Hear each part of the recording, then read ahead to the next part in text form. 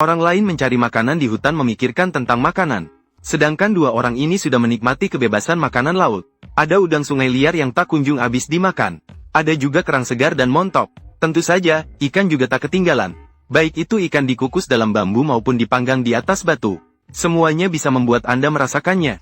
Setelah makan, Anda juga bisa mencicipi makanan liar dari South Xinjiang. Dan juga buah-buahan lokal khas daerah ini. Satu kata, luar biasa. Secara tiba-tiba sebuah acara bertahan hidup di alam, berubah menjadi acara memasak. Dalam episode ini, Koki dan pemburu datang ke Pulau Kalimantan di Kepulauan Melayu. Bagi penonton yang akrab dengan Bear Grylls dan Cody Lundin, Pulau Kalimantan bukanlah hal yang asing. Saat memproduksi episode pertama, Man vs Wild, dan episode keempat musim ke-7, Survivorman, Bear Grylls dan Cody Lundin sudah pernah bertahan hidup di tempat ini. Tempat ini dipenuhi dengan muara yang kaya. Oleh karena itu sumber daya hayati di sini sangat beragam dan kaya. Diirigasi oleh hujan musim. Di sini terdapat hutan bakau yang lebat dan rawa-rawa yang luas. Koki dan pemburu berada di rawa yang sempit, berlayar di aliran sungai. Dalam 7 hari mendatang, mereka harus bertahan hidup di padang gurun ini, saling bergantung satu sama lain. Karena air di depan terlalu rendah. Satu-satunya cara menuju ke depan adalah dengan menggunakan perahu kecil ini. Tidak jelas apakah ini disengaja oleh tim produksi atau karena kelalaian mereka. Perahu kecil ini bocor di tengah perjalanan. Tanpa pilihan, mereka harus mendarat di tepi sungai. Perasaan pertama setelah mendarat adalah panas. Karena vegetasi di sini sangat lebat, sempit dan tidak berangin. Koki sudah mulai merasa tidak nyaman. Beruntung ada sungai di sini. Untuk mengisi kehilangan cairan tubuh, tugas utama sekarang adalah mendirikan perkemahan. Karena sedang musim hujan, hujan bisa turun setiap saat. Agar tidak kebasahan seperti ayam rebus, mereka perlu segera mendirikan tenda mereka. Meskipun hanya pukul 10 pagi, suhu udara sudah mencapai lebih dari 30 derajat. Kedua orang itu setidaknya harus minum 3 liter air setiap hari. Tapi air sungai di daerah tropis kemungkinan besar mengandung bakteri dan parasit. Harus direbus dulu sebelum diminum. Pemburu itu mengeluarkan batu api. Setelah digosok berulang kali, tidak bisa menyalakan. Sepertinya daun palem ini tidak cocok digunakan sebagai bahan untuk menyulut api. Di lingkungan yang begitu panas dan lembab, kayu sudah membusuk sebelum mengering. Ingin menemukan bahan yang sesuai untuk digunakan sebagai bahan penyulut api masih sangat sulit. Dan membuat api di sini bukan untuk pemanasan, tetapi untuk mendidihkan air. Dan kali ini akhirnya menyala. Ini berarti tidak perlu minum air sungai yang kotor. Mereka berdua sibuk bekerja keras sepanjang hari. Mereka pikir akhirnya ada air minum. Ternyata Koki meludahkannya. Kemudian pemburu pun muntah. Ternyata airnya sangat asin. Bau air laut. Tidak bisa diminum. Pemburu menduga ini karena pasang air. Dia sedang menggali rempah-rempah. Lengkuas liar. Lengkuas memiliki efek medis. Dapat mengobati rasa mual. Ini adalah rempah-rempah yang bagus untuk memasak. Ketika sang pemburu kembali, Koki sengaja pergi memberitahunya tentang kabar baik itu. Tidak disangka yang didapat adalah berita sangat buruk. Pemburu memberitahu Koki bahwa dia kehilangan pancinya. Ini membuat sang Koki sedikit marah. Meski pemburu terus-menerus meminta maaf dan mengatakan bahwa dia menangkap seekor lele. Tapi saat ini sang Koki masih marah. Meskipun ada ikan, dengan apa dia mau memasaknya? Pada saat ini, pemburu mengusulkan menggunakan bambu atau penutup panci untuk memasak. Hal ini telah sampai pada titik. Jadi, satu-satunya pilihan adalah menerima saran ini. Memasak bahan makanan dengan bambu sudah memiliki sejarah ribuan tahun. Meski begitu, Matt adalah seorang koki Michelin. Tetapi sebelumnya dia hanya mendengar tentangnya. Dia harus mengubah gaya memasaknya. Ini pertama kalinya dia memasak ikan di tutup bambu. Dia juga tidak tahu bagaimana rasanya. Ini masih makanan pertama yang mereka makan minggu ini. Tidak disangka rasanya sangat enak. Daging ikan memiliki aroma bambu. Ini adalah hidangan istimewa. Seekor lele hanya dapat memberikan 300 kalori. Jauh dari cukup untuk kebutuhan sehari-hari 2 orang. Mereka memerlukan mangsa yang lebih besar. Pemburu Kiaosu mungkin adalah seorang pengejar yang sangat baik. Dia menemukan jejak lumpur di vegetasi. Harusnya merupakan jejak dari hewan tertentu. Dilihat dari ketinggian, ini sepertinya jejak babi hutan. Ada jejak babi hutan di batang pohon ini juga. Ini jejak ketika babi hutan menggaruk gatal. Menunjukkan babi hutan kira-kira seukuran ini saja. Berat tubuhnya sekitar 4050 pon. Karena vegetasi di sini terlalu lebat, tidak bisa menggunakan busur panah untuk berburu hewan. Maka satu-satunya opsi adalah memasang perangkap. Pemburu berencana membuat jerat dari bambu berbentuk segitiga. Meletakkan makanan di dalam jerat. Untuk menggoda mangsanya agar mengaktifkan perangkap, dia harus menyelesaikan perangkap sebelum matahari terbenam. Jadi nanti malam bisa langsung dipasang. Sementara itu, Koki pun sibuk. Dia berencana membuat rak panggangan. untuk berjaga-jaga jika benar-benar berhasil menangkap babi hutan. Ada juga cara untuk mengatasinya. Sepertinya Koki sangat percaya pada pemburu. Seiring berjalannya waktu, jerat pemburu juga sudah jadi. Sekarang tinggal memilih lokasi. Lokasi seringnya seekor babi hutan muncul. Cukup letakkan dengan baik. Keesokan harinya, mereka tiba di tempat perangkap. Ternyata sangkarnya telah terpicu. Tetapi tidak ada yang tertangkap. Sepertinya sangkar tidak cukup berat. Babi hutan melarikan diri. Benar-benar disayangkan. Karena tidak bisa makan daging babi hutan. Maka mari kita buat pesta makan laut layaknya jamuan raja. Pemburu pergi memancing lele di tepi sungai. Dan bersama Koki pergi ke dekatnya. Mereka menemukan banyak kerang di perairan. Akhirnya mereka mengangkat sangkar udang ke permukaan. Semoga ada hasil tangkapan yang melimpah di dalamnya.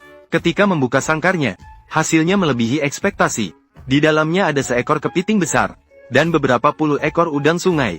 Jika bahan makanan ini dimanfaatkan dengan baik, kita bisa membuat hidangan yang sangat lezat. Sekarang rak panggang yang dibuat oleh Koki dapat digunakan. Kedua belah pihak sibuk bekerja tanpa henti. Pemburu mulai bergerak, memulai memanggang ikan, dan Koki harus menangani udang sungai, juga harus menangani remis, dan akhirnya harus menangani kepiting. Akhirnya mendapat kamar.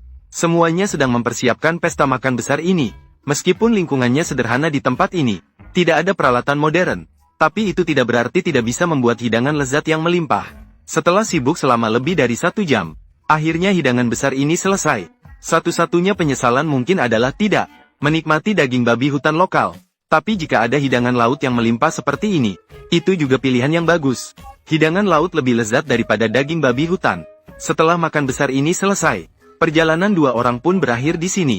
Mereka bisa kembali. Koki dan pemburu dalam episode ini akhirnya sampai di pulau bertahan hidup yang mereka idamkan. Pulau Diga terletak di lepas pantai Malaysia. Pulau tropis terpencil ini ditutupi oleh hutan hujan yang lebat.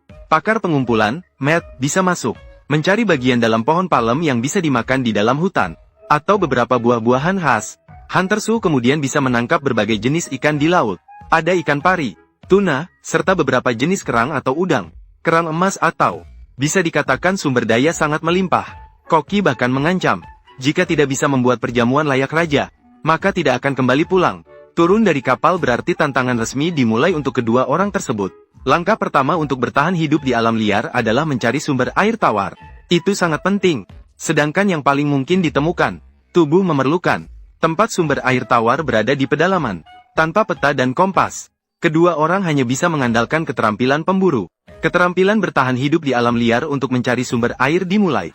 Tidak lama kemudian, menemukan sebuah danau kecil. Tapi sepertinya ada sesuatu yang bergerak di danau. Ini menunjukkan bahwa ada makhluk besar lain di pulau ini. Kemungkinan besar itu adalah buaya air asin. Buaya air asin dewasa. Mereka biasanya menunggu di tepi danau untuk mencari mangsa yang datang minum air. Siap untuk menyerang. Jadi saat mengambil air, pastikan untuk memilih air yang sedikit. Amati dengan seksama pergerakan permukaan air. Pemburu itu minum sedikit, dan langsung memuntahkannya. Airnya terlalu asin. Sepertinya air laut telah masuk. Air di sini tidak bisa diminum. Harus mencari sumber air lain. Ini bukan awal yang bagus. Sedikit berbeda dari yang diharapkan. Dalam situasi seperti ini, jika tidak minum air selama 3 hari, keduanya bisa mati karena dehidrasi. Saat ini, Koki tersebut sudah merasa sangat haus. Dan kepala terasa pusing. Semua itu tanda-tanda kelelahan akibat panas. Tidak boleh dianggap enteng. Dia harus segera minum air. Pemburu itu memiliki pengalaman bertahan hidup di alam liar selama 15 tahun.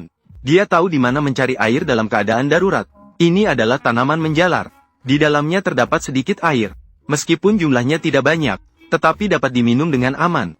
Di saat-saat kritis, ini bisa menyelamatkan nyawa seseorang.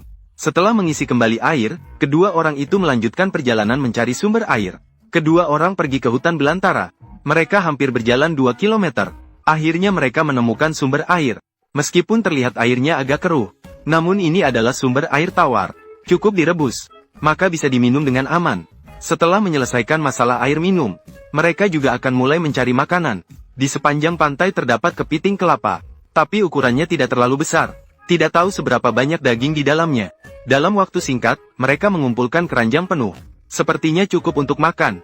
Sementara Koki memasak kepiting kelapa, pemburu bersiap-siap membuat santan kelapa. Santan kelapa adalah bahan makanan tradisional Asia Tenggara. Sangat disukai oleh penduduk setempat. Koki berencana untuk memasak santan kelapa dan kepiting kelapa bersama-sama di dalam panci. Membuat sup kelapa kepiting. Setengah jam kemudian, Dua orang dapat menikmati hidangan ini. Kami mengira ini makanan lezat langka. Ternyata si pemburu langsung muntah. Ternyata kepiting ini pemakan bangkai.